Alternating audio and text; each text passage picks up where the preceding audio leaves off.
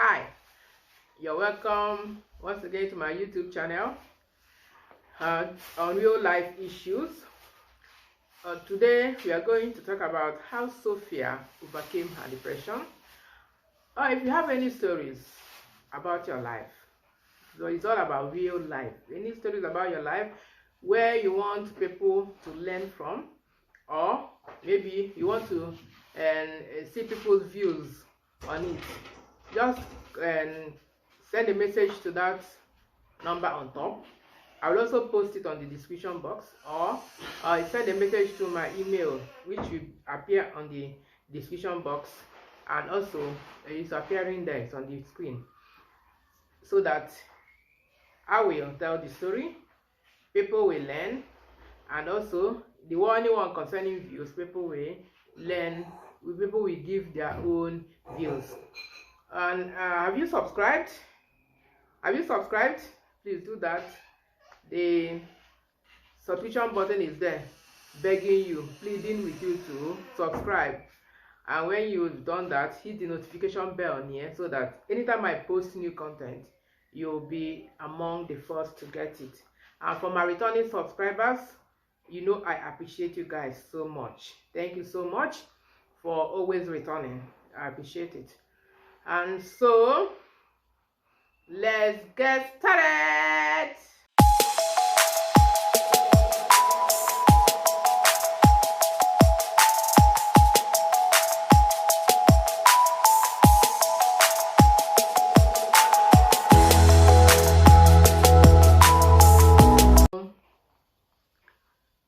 Welcome back. So like I said earlier on, today we're going to tell the story of how Sophia overcame depression. Depression, as you know, it's a common word, and it's a normal feeling. There's no one that has not experienced depression. It comes in different forms. You've experienced it one way or the other, and some are very minor, that before you know it, they are gone. Probably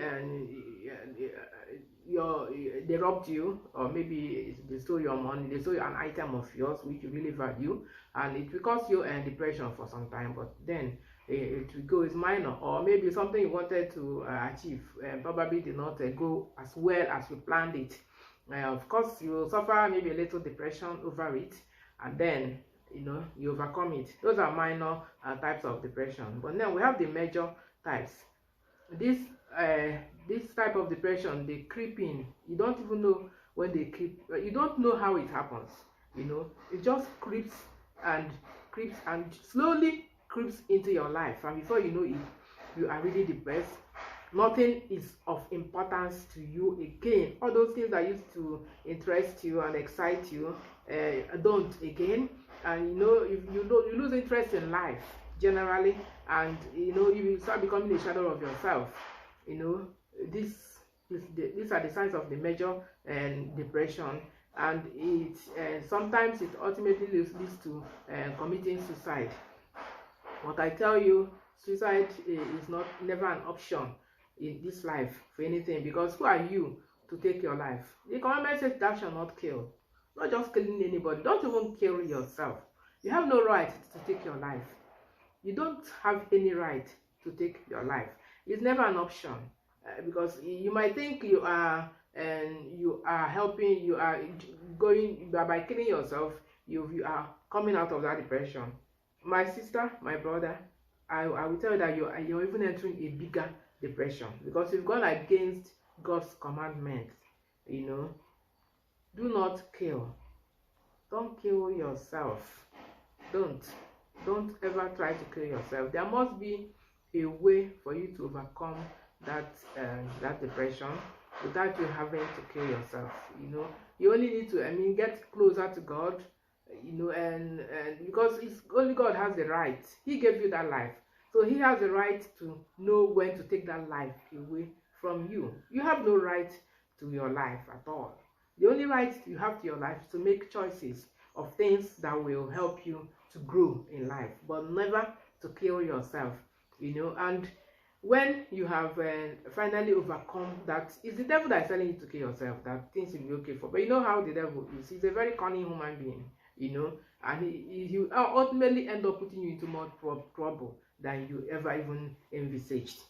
So just, if you're suffering from depression, or if you end up suffering from it, please don't consider suicide. Sophia's story is going to help us a lot, you know, so that we know that depression is not an end time. You know, that it's not final. It's not the end of it. People come out of it and even become better and stronger in life. Don't worry, one day I'll tell my own story. But today, let us listen to Sophia's story. So, Sophia, and before I start Sophia's story, please, just like I said earlier on, tell us your stories, and so people will learn from if you feel you've achieved a milestone, you overcame something that was really so difficult for you. Tell us your story so people will learn from it. And also, and where it requires people's views, you also read their views, and your name will not be shared if you don't want your real name to be told. Yeah. So, and Sophia was a banker, a very successful banker. I think, according to her, she reached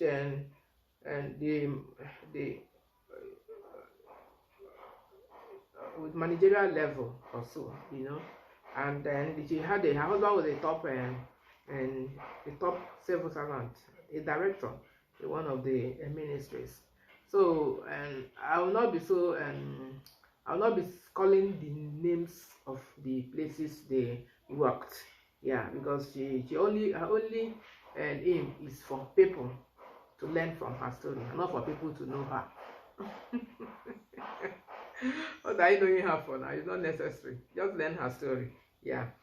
So, as far as comfort was, they were very comfortable. As far as to the normal human view on life, they were very, very comfortable. You know, they had 4 kids. They have 4 kids. Yeah. They have 4 kids, and those 4 kids were not lacking. You know, they were comfortable, and they were in good schools. The 3 were in good schools, because the last one was still a baby. As of the time this happened, she was still a baby, and the other 3 were already in good schools, and all was going well. At the time, they decided to upgrade. You know, it's normal. It's only normal when things are going well with you, you decide to upgrade. I mean, why are you in this life if you don't upgrade? You know, so when things are going well with you, you decide to upgrade, and that is what Sophia and the husband decided to upgrade by moving out from their rented apartment. They were living in 3-bedroom rented apartment and paying an exorbitant rent. So they decided to move to their own house, you know, and so that they decided, and in that, and they made up their minds, a joint decision. Hi, publishing on Amazon is one of the best things to happen to you as an author. Number 1, you publish your book without spending a dime, and you earn without having to stress yourself. Amazon does the work for you. Your only job is to publish. Put down your details, and Amazon takes it up. Do you want to learn how this is done? You want to learn how this is done? It's an easy process. It's in an almost free way. I will not tell you free way, because of course I will charge you a little. I will charge you for spending my time and effort, but then you get much more than you're going to spend. Just press those numbers on top, send me a DM, and we start immediately. Your plug is here. See you. To take loan from the bank, and since Sophia was a banker, it was easy to arrange the loan, and the agreement on payment was for the husband to pay 60%, while Sophia paid 40%. It was okay, and so that happened, money came and they took up the project of building their house. They started in earnest. Along the way, as fate would have it, and unfortunately, during the time of economic recession, that is 2020, around that 2020, yeah, 2020, the Sophia was among, but lots of people were laid off from their jobs, not because of criminal activities. I think the owners were counting costs. If they are cutting costs, we are trying to know how to, be able to manage their businesses without it having to also join in the recession race, without the business having to fold up. And in the process, unfortunately, some workers had to be laid off so they could be able to pay the manager the salary of those who were around. And Sophia, unfortunately, was among those who were laid off. Have you ever been laid off from your work without any prior notice? It's a terrible experience. And so that's what Sophia went through. But then, and they were paid some compensation later, and Sophia is a strong woman. She had hope that things will be all right, and according to her, later even have time to look after her kids, because it was all nannies, and so she told her husband that it's better they pay back the remaining part of the loan which had not yet been used, so that it will be easier to pay off the initial part that has been used. Hubby said no. They had borrowed. That is he complaining? That will pay back. He'll not be paying back monthly. So, you don't blame the man. No one knows tomorrow. And so Sophia agreed, and things continued.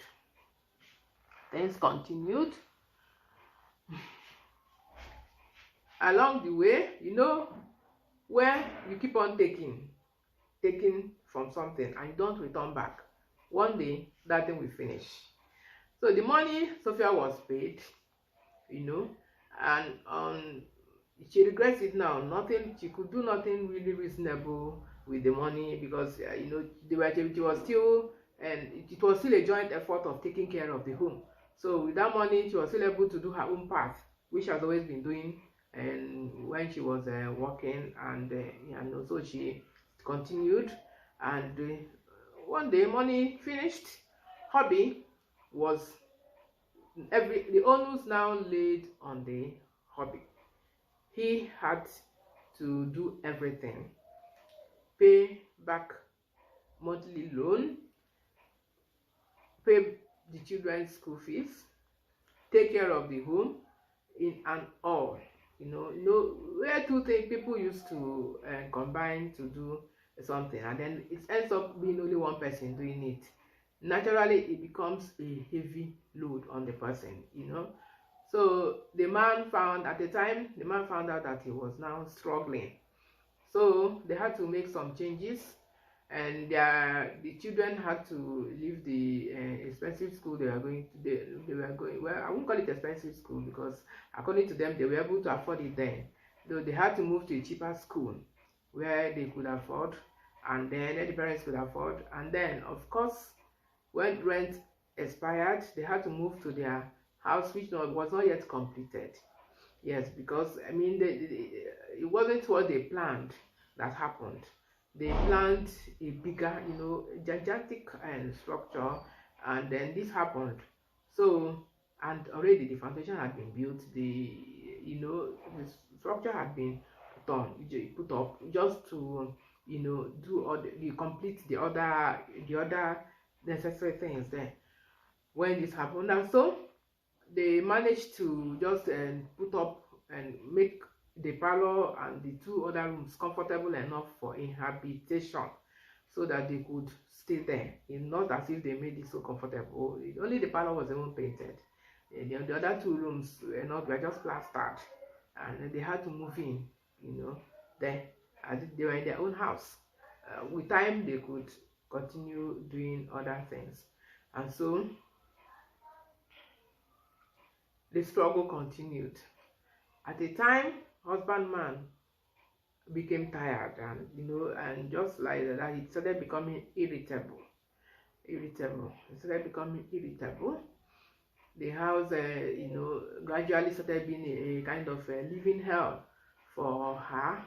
And then, and the thing was affecting the kids. Every time there was always an argument, there was always a quarrel. That, you ask for money, and it really became too much for her.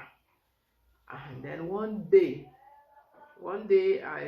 she saw this advertisement on and there was no other way. She started trying all ways to maybe to be able to get money. Started and asking people for money, because husbandman was not ready to be releasing anytime he was asked, because he had a lot on his plate.